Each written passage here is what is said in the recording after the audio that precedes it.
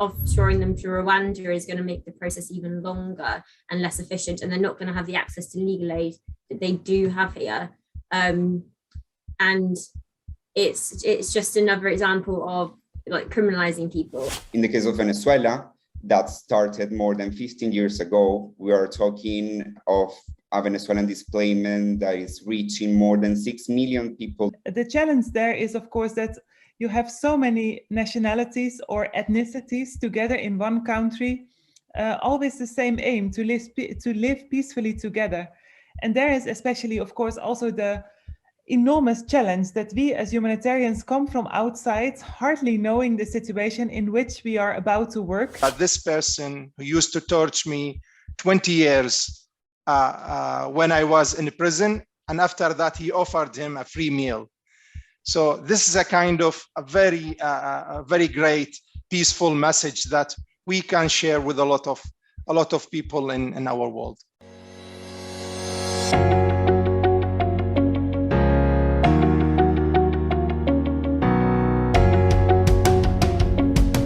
Welcome to Worldview. Here at Worldview, we explore everyone's perspectives on all things that can broaden our worldview.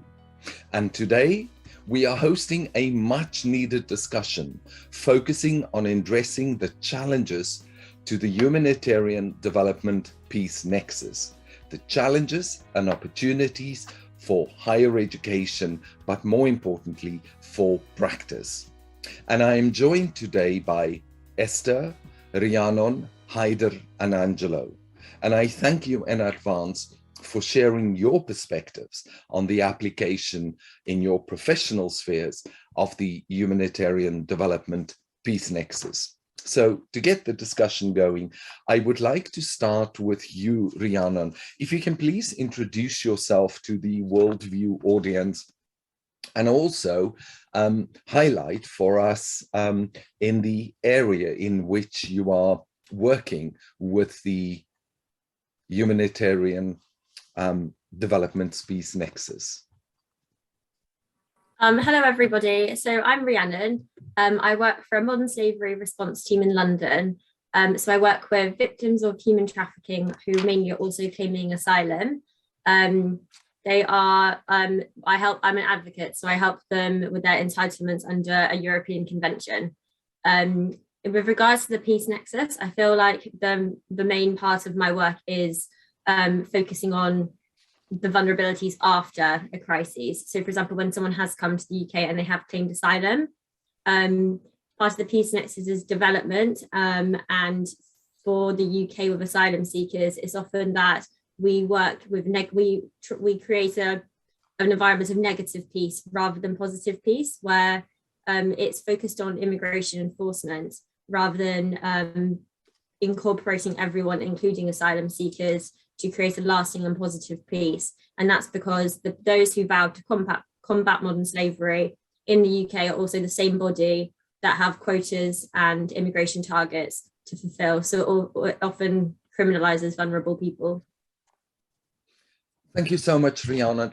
I would just like to kindly ask you to make a note, because I want to, after the introductions, loop back to you to start the conversation and to ask you to clarify for our Worldview viewers, what is the difference between negative peace and positive peace, please? But I'll loop back to you for the main discussion. I'm now going to give the word to Esther Grishnich. Please, Esther. Thank you very much. It's a pleasure to be with you. My name is Esther Grisnich and I'm very Dutch, but working for almost 8 years now in the Middle East. First in Israel and the Palestinian territories. And in the last 3 years, I've been working as a country director for a Dutch NGO, ZOA, in Iraq. In Israel, I have been advising the European Parliament, and I worked a bit for World Vision and also guided some peace negotiations between Palestinian and Israeli young diplomats. I'm in transition from being a country director for ZOA to become a security advisor for human security advisor for the NATO mission in Iraq. And the NATO mission in Iraq has a focus on the security sector reform. So we are on invitation of the Iraqi government And I will become a civil expert for NATO, advising especially on the humanitarian affairs in the NATO mission. So very relevant, and especially happy to be with you. Hello, everyone. If you're interested in advertising on Worldview, drop us an email at worldview.help@gmail.com. We will send you an advertisement guide, which will include the rates and the process involved. A typical shout out for your company or project will be between 45 and 60 seconds. By advertising on our platform, you'll be supporting a company that wants to improve the public narrative. Once again, send us an email at worldview.help@gmail.com, which you can also find in the description below. Now, back to the interview. Excellent. Thank you so much, Esther. And I would also kindly ask you to specifically relate for us the application of the humanitarian development piece specifically to the security sector element in our main discussion. I now have the pleasure to introduce you all to Haider Al-Ithawi.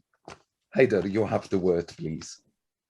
Hi, everyone. Thank you so much. My pleasure to be with you. My name is Haider Al-Ithawi. I am from Iraq and work with UNICEF in the northern part of Iraq, based in Erbil, covering the emergency response and rapid response to the people affected by armed conflict, natural disasters, and crisis. I've been working in the humanitarian field for almost 20 years, started with the international movement of the Red Cross and Red Crescent Societies to work with another UN agencies, WFP, UN OCHA. Through all of these years, the main focus is responding on the needs of the refugees affected by the conflict in the Middle East, specifically in Syria, in addition to the Iraqis who were affected by conflict and displaced from their areas of origin to the displaced people camps. Within UNICEF, we mainly focus on providing life-saving assistance into another services like health and nutrition, wash, child protection, and education services for all of these people to return back to their areas. The main interesting part for me, we are now in the transitioning period from emergency response to the development part, and mainly focusing on Nexus and triple Nexus to support the affected people of these crises. Thank you. Thank you so much, Haider. And if I can kindly ask you also to, in the main part of the discussion, to explain to us what are those measures and tools that you are using when you move from, as you were saying, humanitarian aid to development to reduce that dependency on donors and humanitarian aid. What are some of those best practices and recommendations that you can share with us, please? And then now we're going to go over to Latin America, and an immense pleasure to welcome Angelo. Angelo, you have the word. Thank you so much for the invitation. My name is Angelo Gianturco Coletta. I'm an Italian Venezuelan citizen, now based in Caracas, Venezuela. Even though I have worked mainly in the private sector, I've been contributing with local NGOs in Venezuela for more than 10 years now. And now I'm in an international organization setting. I base my work in livelihood projects to empower women in Venezuela in urban and rural areas. And this is to create a path, the necessary path from a relief to development. The situation in Venezuela, it's different from other crises. And I think the new applications of the new way of working established by the UN has impacted very highly the way that we can intervene in different conflicts and new conflict settings. Excellent. Thank you so much. And Angelo, as well, as if we can ask you to really, in the main part of the discussion, to really dig down into, what are those differences and how do you then work with these differences in your context, but more as a strength rather than a weakness. So let's then start. And if I can ask, I'm going to ask Esther to respond to this question. The UN Secretary General, Antonio Guterres, said in his inaugural speech to the General Assembly in 2016, humanitarian response, sustainable development, and sustaining peace are the three sides that belong to the same triangle. Reflecting on your professional experience, do you agree with the statement? And if so, in which ways does your work relate to this? Yes, I do very much agree with this statement. I've been working for 3 years now in Iraq, of course, in the aftermath of the conflict against ISIS. And as Haider knows better than me, as Haider is a local professional and I am only an expat coming into to serve his country, I have seen, of course, the struggle that Iraq has and currently still has, indeed, like moving from the emergency phase into the development phase. And the challenge there is, of course, that you have so many nationalities or ethnicities together in one country, always the same aim, to live peacefully together. And there is especially, of course, also the enormous challenge that we as humanitarians come from outside, hardly knowing the situation in which we are about to work. And only with conflict analysis, we cannot start to the best of our possibilities, of course, to move this country into a good direction. And still the country of Iraq is so volatile. It's still a fragile state with all the challenges that we still have. And where to start is then the question. Of course, Guterres also poses this question with the same intention, that this, especially also now we are discussing the peace nexus. Because Esther mentioned something that is really important, and that is how the international community would very often, with its expat specialists, go to conflict areas and bring their norms, their standards, their values to a local context. Can I ask you to please share with us, in your experience, how did you manage to work with expats so that everybody can focus on the real needs, assessed needs, rather than ticking the donor boxes in the report? Because at the end of the day, you deal with dignified human beings with lives that needs to be protected. And in your exchange with some of the expats, how did you manage to work so that they can understand there is the rule of law on the one side, that is the codified international laws and rules and regulations, but then each and every context has what's called cultural law. And this is where issues such as culture, indigenous knowledge, religion becomes much more important than so many of these international standards. And if you can share a little bit of us in some of your exchanges and experiences in order to deliver in a focused approach this humanitarian development peace nexus. Haider, please. Yes, actually, this is very critical topic to be addressed.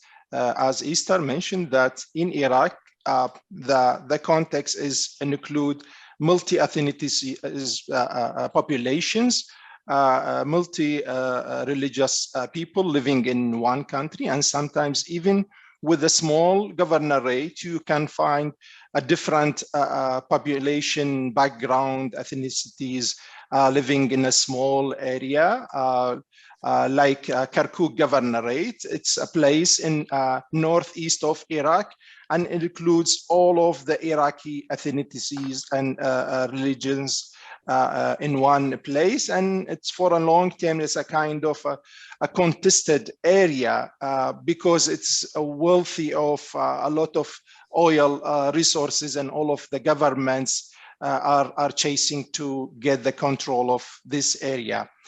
Following the crisis that happened due to the conflict between the Iraqi authorities and the extremist group that what called Islamic State of Iraq and Levant, ISIL, it's highly affected these areas and led to the displacement of people, demolish of houses, and damage in the areas, and even cracked the social fabric of people who used to live in the same area for ages, and change the context between what we used to face as an international conflict between the Iraq and other countries and states, into a local conflict between those population who used to live together for a long time.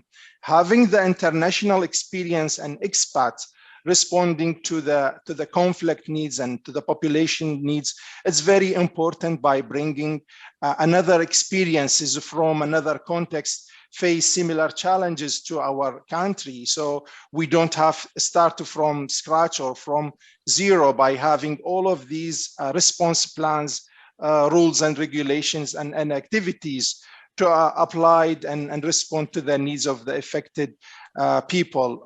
Myself, I have been engaged with a lot of international humanitarian actors and practitioners from different countries, and we managed to operate and collaborate in a very good manner by respecting the rules and also the habits and the manners of the local populations. There is two standards for any new international staff deployed in Iraq. One, the first one is the professional one.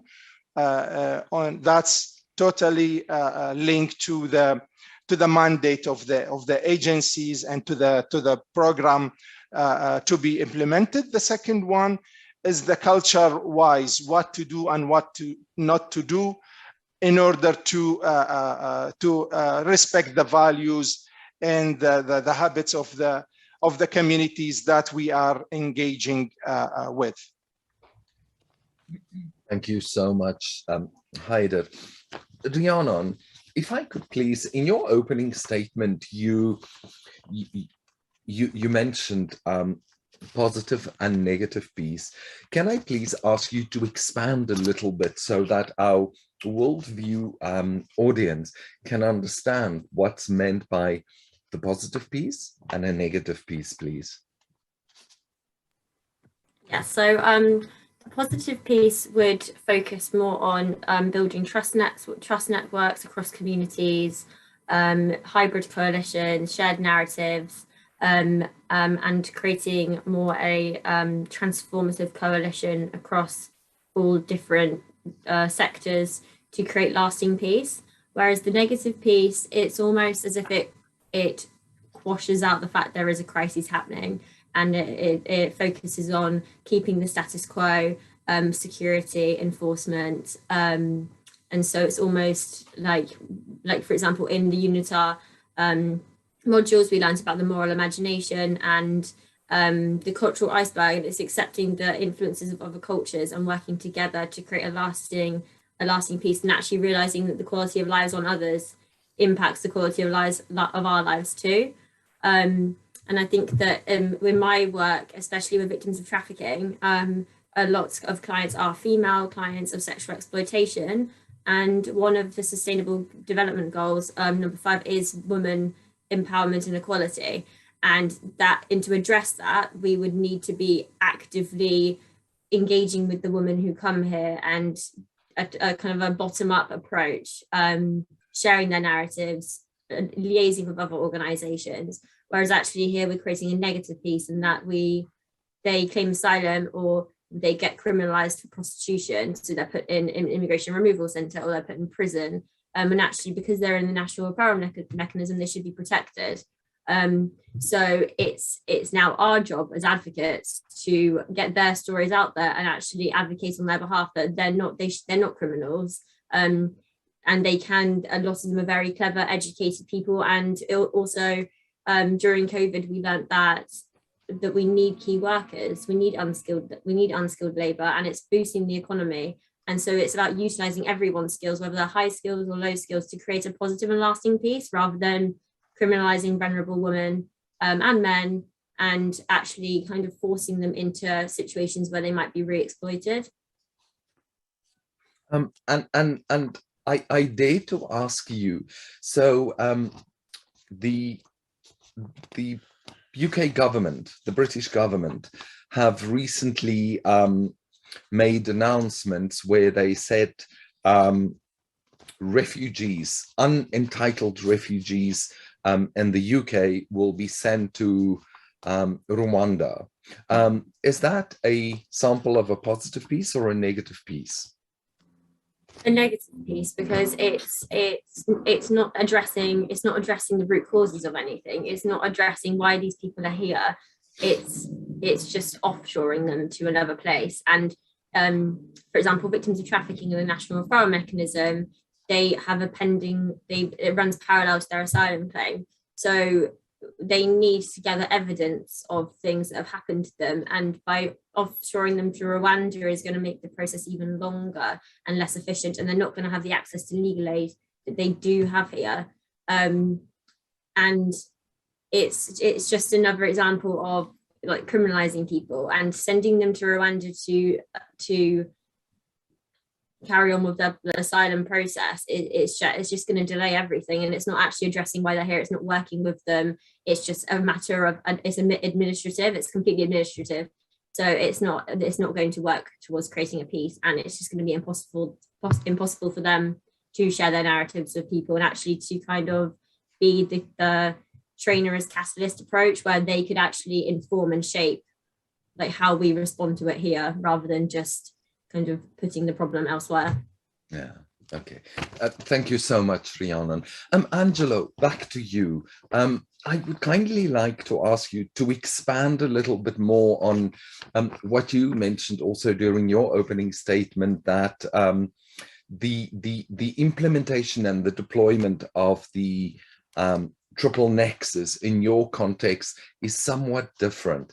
Can we please ask you to break down for us what specifically are those elements that are different, and how do you then deal in making sure that you can start to implement certain elements of the triple nexus?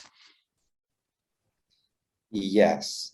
So if we look at our current situation worldwide, conflicts are still rising. We have a number of refugees and displaced people across the globe. There is also a rising number.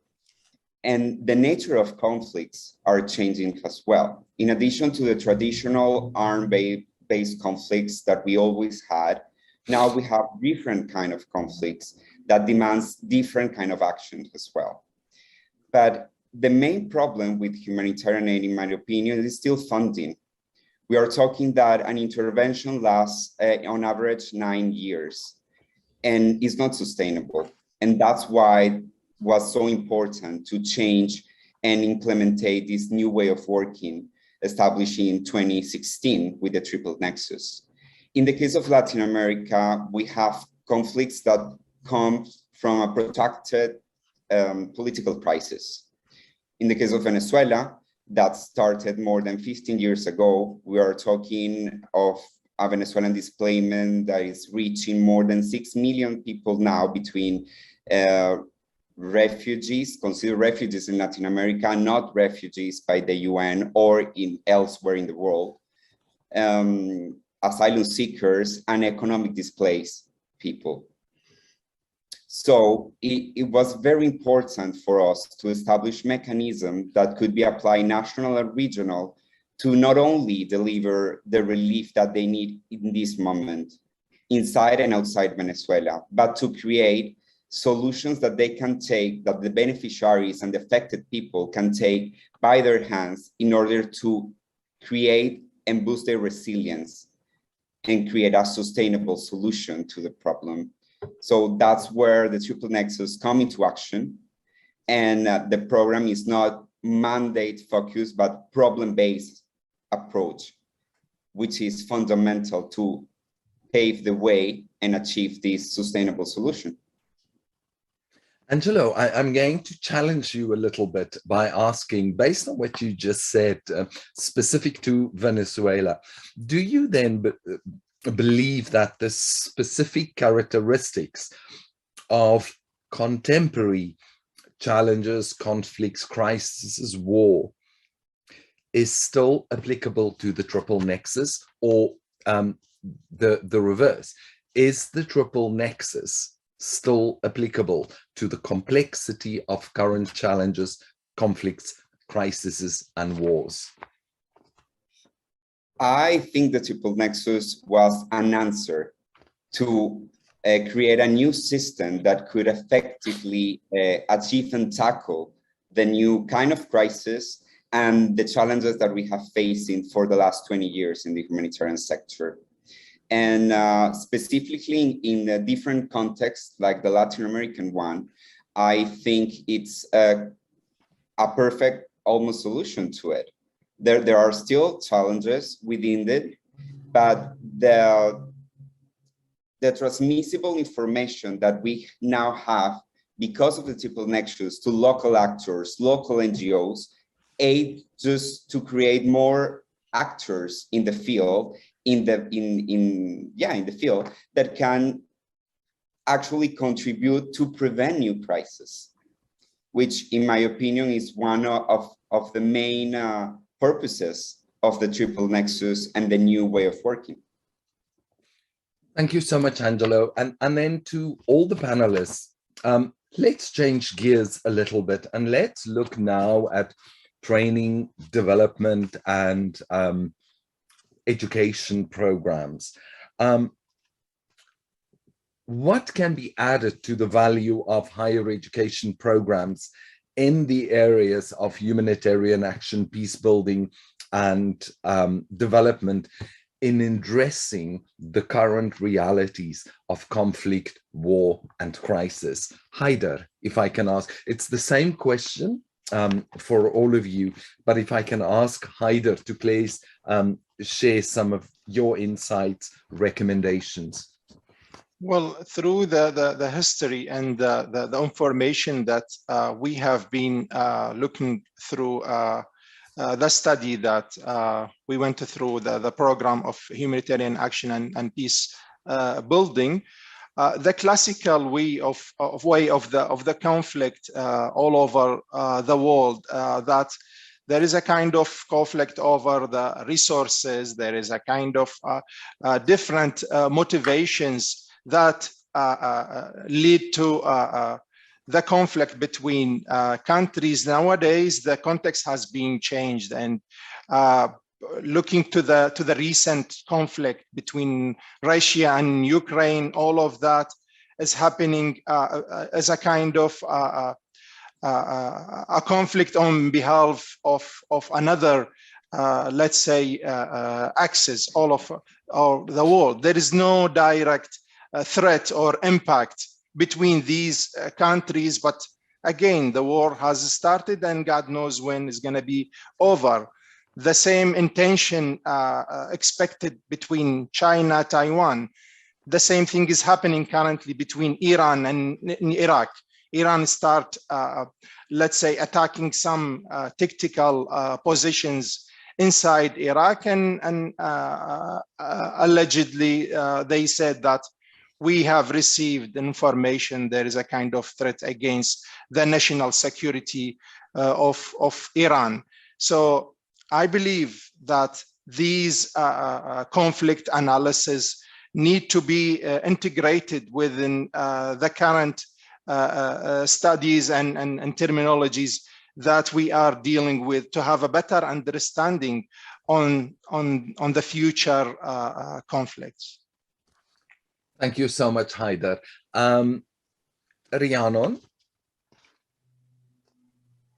So working in a post-conflict environment, I think it's important to know that, to realize that conflict still exists in post-conflict environments, in the sense that we, during the Masters, we touched on limited democracy, and as the UK, we're a democratic country, but what we must realize is that we are limited in the sense that we silence the voices of whole portions of our society who have fled conflict zones, and that exacerbates the conflicts here. It creates social tension, structural violence, institutions that divide self and other, British and non-British, and you can see it every single day here. And one of the main things is like even the concept of aid, like in financial aid. So even here, the UK taxpayer, you often see statements of asylum seekers are money scroungers, when actually they're not. People don't realize they're not allowed to work, they're not allowed to rent, they're also not allowed to vote. And they're like, the UK taxpayer is paying for them to be in 5-star hotels over COVID, but they don't want that. They want to work, they want to rent, they want to choose where they live with their families and children. And I think that this concept of a limited democracy is key, in the sense that we are completely silencing massive chunks of our population who are skilled people from overseas, and they can help. They want to contribute in a capitalist society, and they often find meaning through contributing. So I think that that's huge, in the sense with the triple nexus, is that we are silencing people so we can't develop, and it's just going to be an ongoing loop. So I think that's the main thing to how I work. Thank you so much. Esther? Well, back to your question, if you believe that more attention should be given to the triple nexus in education, that's for sure. I think definitely new concepts that we develop in the humanitarian sector, in the field, that should come directly to education, and often it's also the other way around. And I think this is what we exactly do in the humanitarian and peacebuilding course, that we are discussing with other colleagues from the field, from very direct and relevant perspectives, together these kind of experiences from theory into practice, and also the other way around. And I very well remember in my groups that we discussed during the group work, we have very heavy discussions on certain subjects, and which are so meaningful for me in my context of Iraq, also relating it back to the conflict between Israel and Palestine and so on. And I think that's relevant and so useful. So more attention should be given, especially also try to relate it into the practice. Like, we should not find out the wheel again, as we say in Dutch. But yeah, sharing it together, that brings huge benefits. And that's why I also believe that we as humanitarian professionals should continue to train ourselves and to be eager to learn and to look into the theory that has been developed for us, also based upon huge practices. So that's kind of a gold mine for me to dig in, and which I use every day into my field practice. Thank you so much, Esther. Angelo, your thoughts on this question, please. I will have to agree with both Haider and Esther on this one. I think the triple nexus, due to its new development, lessons learned and cases examples need to be shared among the practitioners around the globe. And I think this is a missing piece. An academic setting not only provide us with new literature and going deeper into context analysis of similar situations, but also creates a network among the students / practitioners to share the lessons learned, this experience in applications of the triple nexus in different contexts, in different regions, with different problems. So yeah, I agree with Esther, that's fundamental. Okay, excellent. Thank you for that. Let's stay with education for the moment, because I would like you to share with us, so what was in your experience when you did the Humanitarian Action and Peacebuilding program? What were the main elements that you believe you took away from this program in terms of skill sets that you can add to your professional capital? Angelo.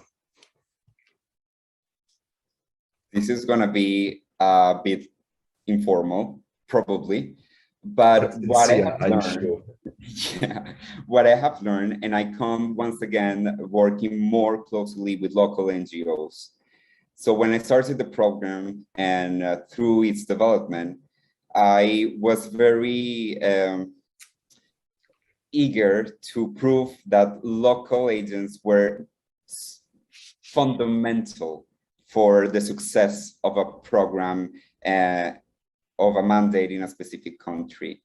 And throughout the program, now that I'm at the end of it, I have learned that we need to not only do a context analysis properly, especially for the international organizations, and a conflict sensitivity analysis properly, but we need to keep listening, locals and international, all the time. The communication line is vital for a proper progression of a program in both ways. And that's what I took from the program and all the staff and the professors and my colleagues.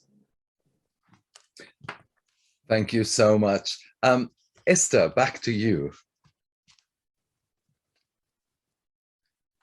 You are mute. I would almost say what not. I have learned so much from the courses, and I also echo what Angelo was saying. To be honest, also a bit personal. In my practice as humanitarian or a director for my NGO, I often have felt so lonely in the problems that I faced. And then I also was reading it back into the theory and discussing the same problems in practice with my other colleagues. So that felt less lonely, but also I realized it's kind of normal. These kind of problems, they do occur in the humanitarian sector, and especially in the emergency phase when everything is so chaotic. But I also remember that the course on communication, leadership and self-management, but also on sensitivity, working with the local organizations together. My personal essay that I wrote about that was really a hit in Iraq. I have sent it around in the NGO directors group, and they all recognized it. And it was, yeah, really something that I found and discussed into my group, and also was so relevant for others to recognize and know. So yeah, it's kind of on a daily basis, especially now I'm preparing for my new assignment, for my new job. The current module is also really excellent, an excellent preparation, and the Ministry of Foreign Affairs in the Netherlands is quite happy about it, I can say. And you tempt us, but you don't give the secret away. So what is the current module you're referring to? So our current module is about post-conflict stabilization and recovery. And it has a special focus, of course, also on establishing governance. So it had a whole good governance paradigm, but also, of course, it relates also to the peace nexus and the stabilization factors, root causes of conflict, prevention of conflict to be happening again.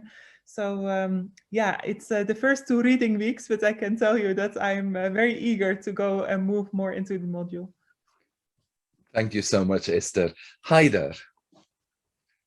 Yeah, actually, when I joined this program, before that, I have been looking for a specific master studies that can enrich my knowledge over the humanitarian experience that I have for a long time, until found the UNITAR Oxford Brookes Humanitarian Action and Peacebuilding, which is very much in line with the humanitarian actors' careers and work that they are engaged to.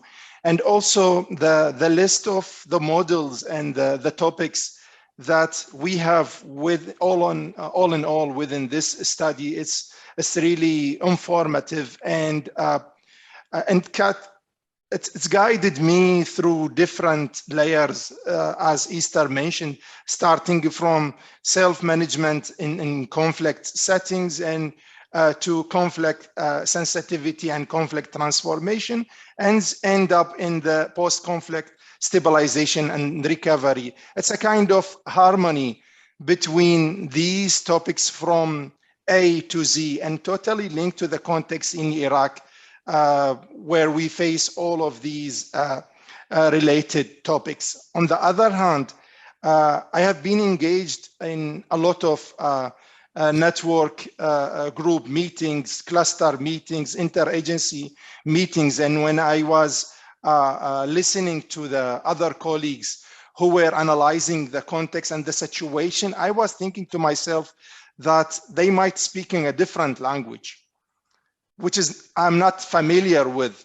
By studying this course, I was really touched base on all of the basic information that lead to an increase the humanitarian actors' knowledge and experience. Thank you so much for that, Haider. Rhiannon, please share with us your perspectives and your views, please. So I finished the course about 1.5 years ago now, and it stays with me every day in practice. I definitely relay what Angelo said, in that I think the main thing I've taken away is that you have to give the people voices. It can't just be imposed upon them. So I think it does take a bottom-up approach, and to be culturally and conflict sensitive. I think that a trainer as catalyst approach is really key, in the sense that it gives people who have been through conflict a voice to be an agent in post-conflict recovery. I think that it's easy to deem people as victims. I think that the perception needs to shift to give them the agency to create and shape the future, because only then will we ever create a lasting peace. If we silence the people that have been through the conflicts and probably know it better than any of us, I think that the history is just going to replay itself. So I think that cultural sensitivity and utilizing everyone as agents and giving everyone a voice and sharing narratives is essential. Thank you so much. What's really fascinating is you all come from different professional but also cultural backgrounds. You've all studied this or continue to study this humanitarian and peace building program that's with the United Nations Institute for Peace and Research, UNITAR, and Oxford Brookes University. What I would like to ask you, because a lot of you focused on the skills and the attitudes and the values component, but how do you, excuse me, how do you, because an academic program of study at a master level, how do you balance the rigor of the academic components, critical thinking, analysis, evaluation, and linking it so, as you also elegantly and succinctly said, giving the voice to the people. So what is so unique in the program that facilitates the scholarly elements, but also the element of skills and attitudes and values that seem to be so strong in this program?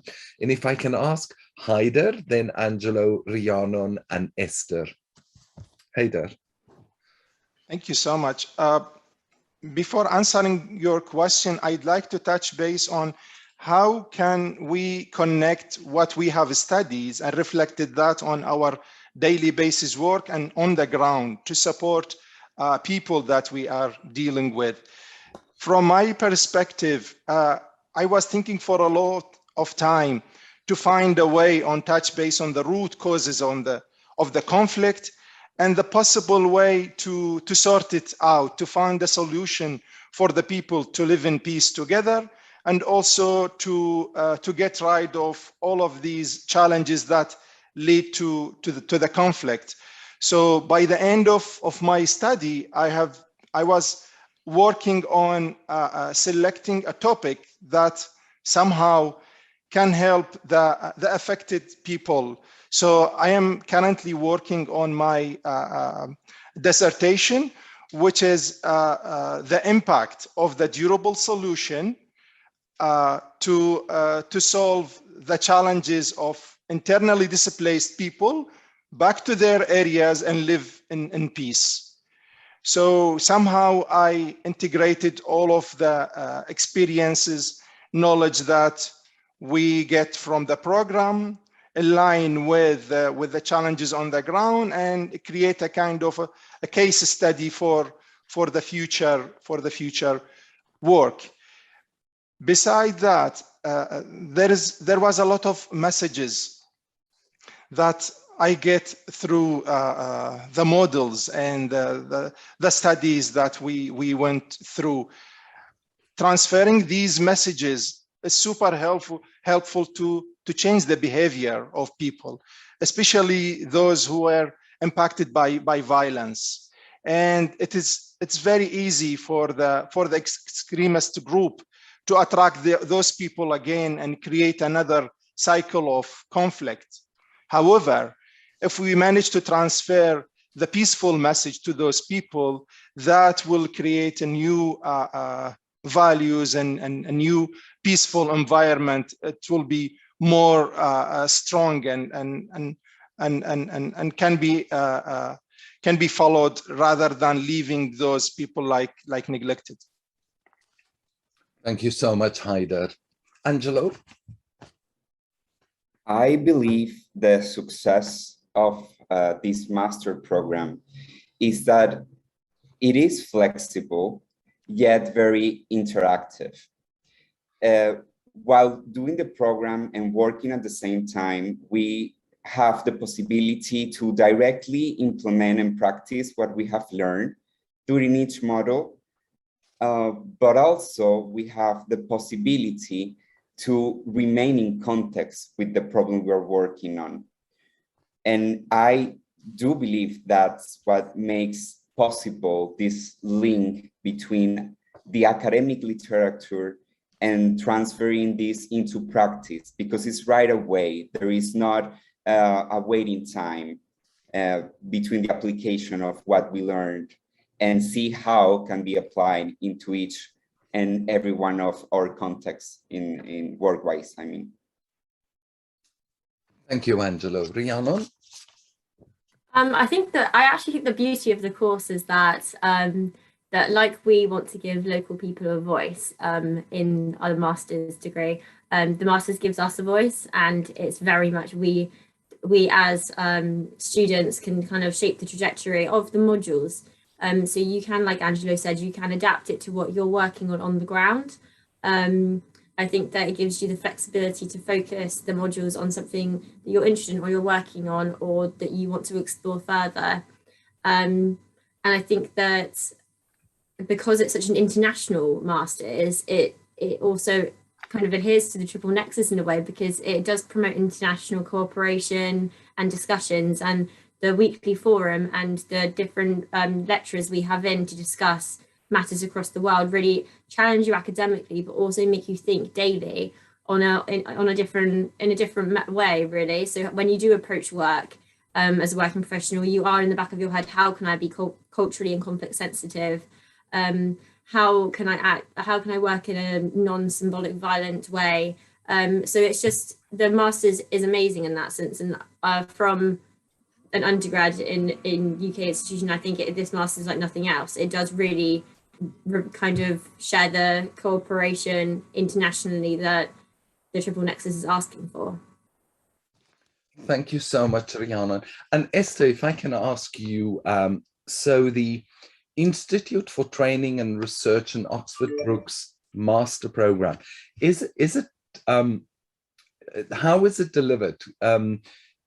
Because I would like you to also clarify for us. So how do you manage going to varsity and, you know, you sit in Iraq? How do you manage that?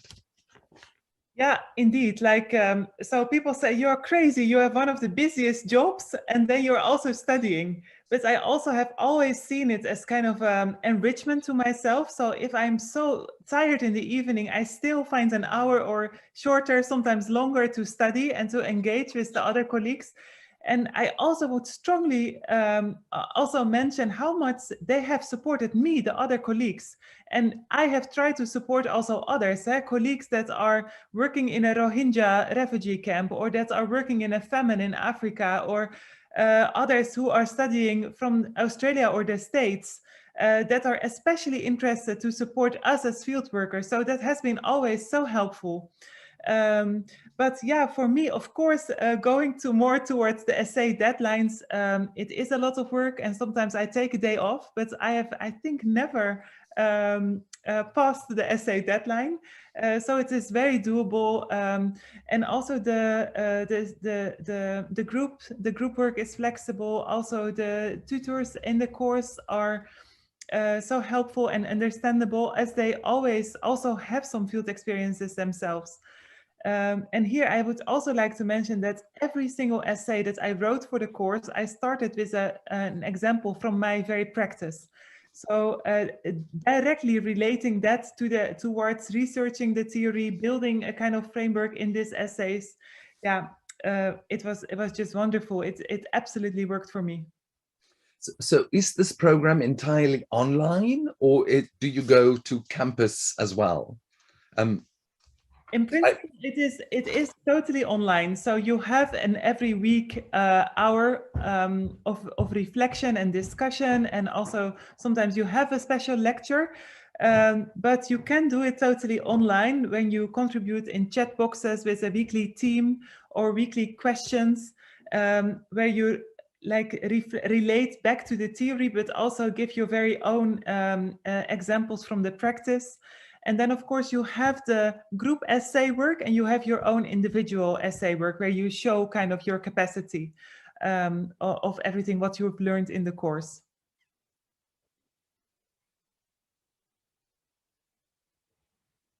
You're muted. You're muted. Thank you. We have about 15 minutes left, so I'm going to start to focus on the concluding elements. But before we do so, can I please ask you, do you think that access to these learning opportunities by professionals, because normally, and you all to a large extent said, you know, I'm a working professional, and I didn't thought that I would be able to have the time to engage in my professional development, let alone a master program. So the question that I have for you is, do you think, what is missing, that there are not more practitioners and field professionals whose their hesitation to engage in such a program to develop both the knowledge construct component, but also those development which you've also eloquently highlighted, the professional capital skills, but more importantly, the attitudes and the values component.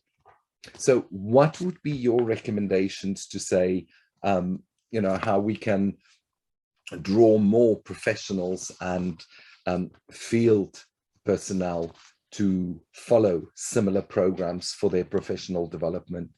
Angelo. I think promotion on one way is surely necessary. And when I say promotion, I refer to a more thoughtful spread of the word among us. And I think that happened already, particularly with the Humanitarian and Peacebuilding program within UNITAR and Oxford Brookes. I know for a fact, and probably Haider is going to comment it later, that he has recommended this master to several of his colleagues, and they have joined. When you talk about the master program and you talk about what you learn, but also the possibility and the flexibility it's offered as well to enter for the admission, because not being in campus program, you don't need to go through the visa procedures, and you can do it while working on the field, as well as the flexibility to accommodate your studies to your work schedule. And I think when people realize that directly from other students, they are gonna see that it's possible, and probably they're gonna join more. Thank you, Angelo. Esther? Yeah, I'm impatiently waiting to answer this question, because I believe that not only I have been better at what I'm doing as a humanitarian, also my organization in Iraq has grown because of all the information that I have passed and the articles that I have shared, but also my organization in the Netherlands. With the research that I did on some teams, also the advices that I gave to move in a certain direction strategically based upon what I have learned in the course. But for example, I have also suggested diplomats from the Dutch embassy in Baghdad to start this course, as it was so relevant, and I think they are seriously thinking about it. So I believe that every humanitarian worker that has an interest in leadership and fieldwork, should be interested to take this course, as we definitely we do become better. And also what I would like to stress here is, you know, we in like 20 years ago, we would have approached also this course in a very different way, because we are rethinking and we are developing ourselves on what we are doing. And sometimes I ask myself the question, when I will be looking back at my career, early career in Iraq, like, did I do the right things, you know? And am I staying critical what we have been doing or what we are doing or about to do? And you do not ask naturally these questions if you don't study, and if you don't compare what you are doing with other examples around the world. So I think it's so essential to have people in your organization taking these kind of courses. Thank you so much, Esther. Rhiannon? So for someone, I actually wasn't working in the humanitarian field when I started this master's. I think it's also really important for people to also know that that's okay. I actually obtained my job now in the humanitarian field whilst in my final year. So, but it was, I actually felt much better prepared for a job with asylum seekers during the master's, because I'd learned so much professional development during the course. And you learn so much from other people on the course. I feel like it's like a master's like no other, because you are constantly engaging with people across the world. And actually the brilliant thing is that you do have timings that are kind of quite strange when you do a group work meeting, because you are like trying to work out what's the best time for everyone internationally. So often it doesn't conflict with the work schedule. You could do it early in the morning or in the evening. But also I feel like it's so flexible. You have plenty of time to do the assignments, and I think that you get so much support from the tutors, from the lecturers, from other students as well, but also to in your head to kind of mentalize it as in it's all together. Your job and the masters is one thing, because a lot of people will have professional development days, and I think where we're in such a fast-paced working environment, it's good to take that time to join with others and reflect on actually what's going on, what's happening, why we're acting like this, and like the theories behind everything. I think only in that way we can actually in our professional jobs move forward. Thank you so much, Rhiannon. And my good sir Haider, your comments, please. Yeah, I really echo on what all of my colleagues mentioned about the master itself. And I believe that there is a kind of initiative that can help to increase the number of participants in that study by increasing the advocacy of that program. Looking to the social media and looking to the advertisement shared on different platforms, we can receive on daily basis different advertisement on master studies from another universities, while I haven't received none from Oxford Brookes specifically on that topic. I was informed from colleagues about that topic. So increasing the advertisement and sharing the program with the humanitarian actors, with the UN agencies, and with the development centers, that can help to increase the number of participants. On the other hand, sharing the type of study, as my colleagues mentioned, the flexibility that we have, the friendly environment that we get through all of these models, especially that for me, I have get through all COVID pandemic through focusing on the master study. That's gave me a lot of time to think and focus of the study. And beside that, we have the monthly virtual coffee where we met on monthly basis to discuss different aspects, different issues rather than the master study itself. And that, let's say, give us more connections and strong relationships among each other, students, our professors, facilitators, and tutors. Thank you so much, Haider. You touch on something that I believe we have all learned from this COVID pandemic, how important the well-being of our colleagues, of ourselves, of our students, of our clients, the issue of well-being, how important that is. And it's by having just these discussions on a regular basis where you actually focus on the person that you have in front of you and to have these really focused discussions. Thank you. I'm going to ask you to wrap up, but I want you to please consider your concluding statements in the form of, if you were given the opportunity to write a postcard to that one person that you believe is so influential in the world or in your work, who would that be, and what would you say to them about the humanitarian development peace nexus? And if I can ask you, Angelo, to start, please. I think it's very difficult to choose a particular person in the world. I will say to civil society in general, whatever region that is. And what I will say to them is that humanitarian assistance remains necessary to save life. That's indisputable, but it's not sustainable in the way we apply it today. And that's why the application of the triple nexus to provide a sustainable and local solution to it is fundamental.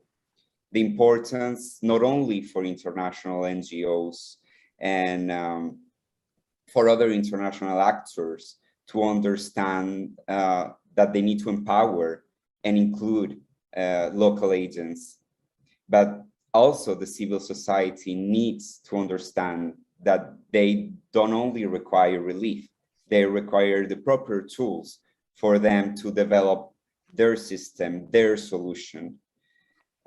So I think that will be my specific message. Thank you so much, Angelo. Rhiannon? So my postcard could be slightly controversial. I would probably send a postcard to the Home Office, particularly Priti Patel, and I'd ask them to, in my line of work, to listen to people who are coming here, listen to asylum seekers, listen to those who have come from areas of conflict. Do not lock them up. Don't deprive them of their dignity. Listen to them as agents. I would say that with the triple nexus, only then can we actually establish what we can, humanitarian aid that is sustainable abroad, by listening to people that come here, what they want. They don't want to flee their home countries. So what they want to happen in their home countries. We need to work out, we need to listen to them, to develop what the systems we have here, to then be able to implement sustainable humanitarian aid and create long-lasting peace. So that would be probably my postcard. Thank you so much, Rhiannon. Haider. Yeah, actually, when you ask that question, I don't know why the first person came to my mind is Nelson Mandela. This person had fight a lot to support the peace worldwide and peace building, and he shared a lot of documentaries and books and journals about supporting different contexts and cases all over the world. And I remember one of the examples that he shared through his diaries, that one day when he was released from the prison, he asked his friend about a person who was sitting at the same place, and he told him that this person who used to torture me 20 years when I was in prison, and after that he offered him a free meal.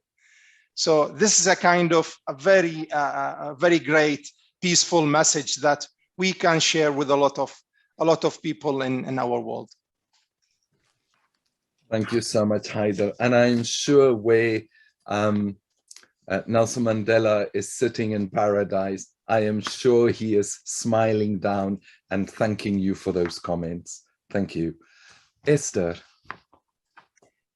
Maybe also a bit unexpected and controversial, but I would send a postcard to Mr. Al-Kadhimi, if I pronounce it right, Al-Kadhimi, from the Iraqi Prime Minister at the moment. He is forming his new coalition, and he himself is a peace activist. So I would say, Mr. Kadhimi, you have an enormous responsibility to unite your country. And I've seen also the beauty of your country and the possibilities that your country have in the past 3 years, and I hope also the coming years, to help and to serve in Iraq. But at the same time, I really hope that the new government will do and make an effort to materialize the ideas in the peace nexus for the betterment of the nation of Iraq. And I think then, if all the efforts are united, a bright future can be potentially waiting for Iraq. Thank you so much, Esther. And allow me, please, and I ask you to join me, because the one thing that I have learned from you today is how important it is to have discussions with the community and to really validate the voice. And so on that, please join me, and I would like to address Haider and our worldview audience, who are shortly going to be celebrating Ramadan. We wish you a very blessed Ramadan. And Esther, Rhiannon, Haider and Angelo, thank you for sharing your perspectives on the application of the Humanitarian Development Peace Nexus. Thank you also to Worldview, where we explore everyone's perspectives on all things that can broaden our worldview. Thank you so much.